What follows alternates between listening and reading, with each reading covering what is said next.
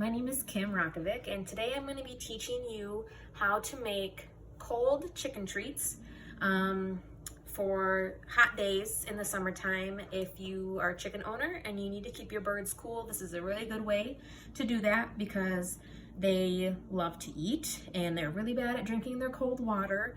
So giving them a little snack inside of the cold water entices them to either drink the water, or the cold food itself will help lower their body temperature.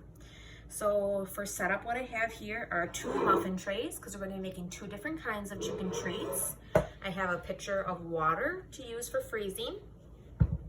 Then I have my bowl of mixed frozen vegetables and also a bowl of a few different kinds of fruits, just some blueberries, bananas, and strawberries, and then my spoon to scoop. So there really is no true measurement to how you do this. I like to overfill my cups a little bit because I don't mind if the fruit sticks above the water when I freeze them. So I'm just gonna kind of scoop the best I can. They're a little frozen together. So scoop them into your cups. I have seen where people will first line their cups of their tins or whatever kind of mold they're using with a saran wrap. I've tried that, and the saran wrap can be really hard to get off of the frozen block after you're taking it out, and you don't want your chickens to be getting that frozen, or to get that saran wrap and ingest it. That's something that can be really bad for them because chickens actually don't have teeth, and their digestive system takes care of everything. So first it goes to their croup and then to their gizzards. And if their croup gets impacted or too full and they can't pass food through it, they can get really sick really quickly. And when a chicken gets sick, it usually happens really fast and it can be hard to tell. So making sure they have things that are small enough that won't get stuck in that croup is really important. These berries and bananas are kind of big, but these are the kinds of foods that are soft enough. You don't have to worry about that getting stuck in there because they'll just kind of peck at it until it's the right size for them. Things you might have to worry about are going to be like long pieces of grass if you mow the lawn and try to feed that to your chickens. Well, that's not a bad thing. If it just can be bad if the pieces are too long. So this is a really nice way to help keep your chickens cold in the summertime. Here by us lately, the temperatures have been between 80 and 90 every day for at least a week. So I've been kind of running out of ideas on how to keep them cold without basically giving them an air conditioner, which I have not done, but people do that. So these frozen treats are kind of my go-to for that. Almost done with my berry mixture here. Just pour that juice in. So there you can see none of them are perfect, none of them are the same, and that is okay as long as you're making sure you're using the kinds of things that chickens can eat and that are healthy for them. There are a variety of foods that they cannot have, like raw potatoes or potato peels, and citrusy fruits aren't good for them either. I don't specifically know why. I haven't looked too deep into it, just have been told that it's not good. So in this bowl then you can see I have my frozen mixed vegetables, and I'm going to scoop while I talk about that a little bit. I've had a lot of success with the frozen vegetables in my chickens. It's one of their favorite treats along with watermelon. The one thing that I would avoid in the future when I make these, I just wasn't paying enough attention at the store when I bought the bag of vegetables, is the corn. The corn can actually, or not can actually, it does actually raise their body temperature. So it's really great for them in the wintertime when you're trying to keep them warm, not so good in the summer when you're trying to keep them cold. I know online I'm often sent basically this same recipe but just corn because everyone knows that chickens just love corn. But it's tricky because of the fact that it does warm them up. I don't think there's enough in here for it to be a big deal, so I'm not too worried about it right now. But I wouldn't do just fully corn. Now, One of the reasons I'm making so many small ones is because I do have a variety of chickens. in different ages.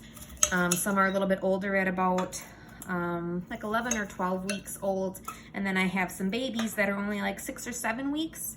They don't get along that well, surprisingly enough. Big chickens like to be the top dog, so then they pick on the smaller ones.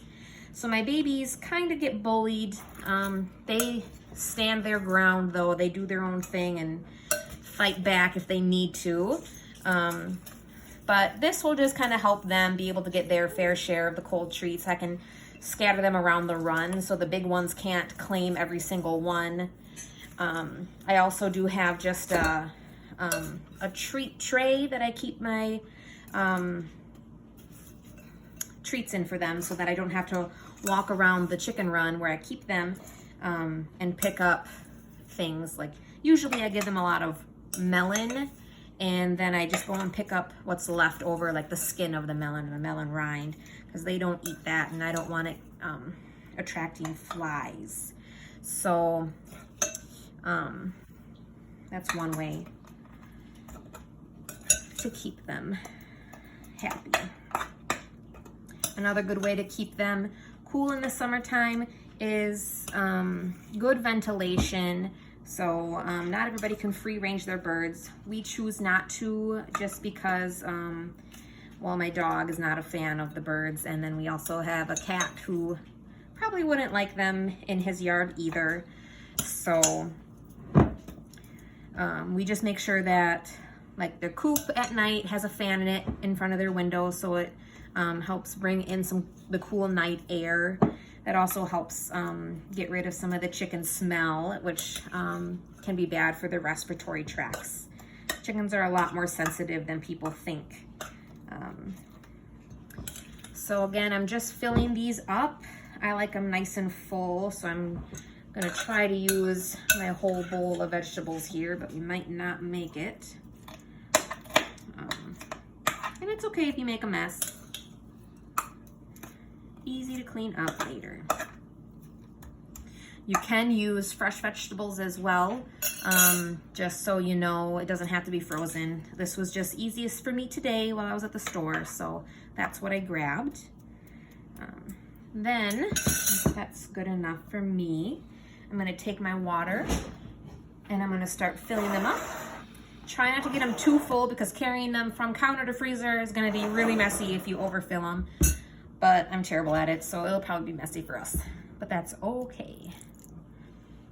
I think I mentioned earlier, it is okay if some of your fruit or veggie sticks out above the water.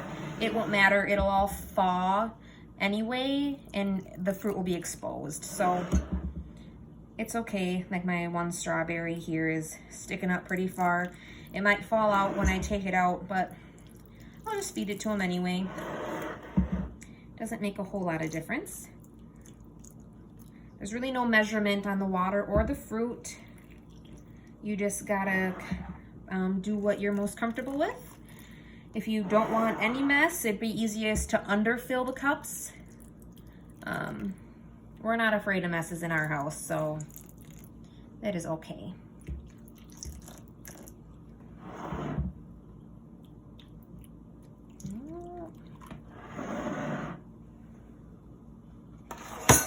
Oops. Now we'll do the vegetables.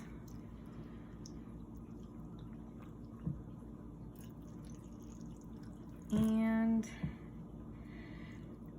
another important thing for your chickens is fresh water.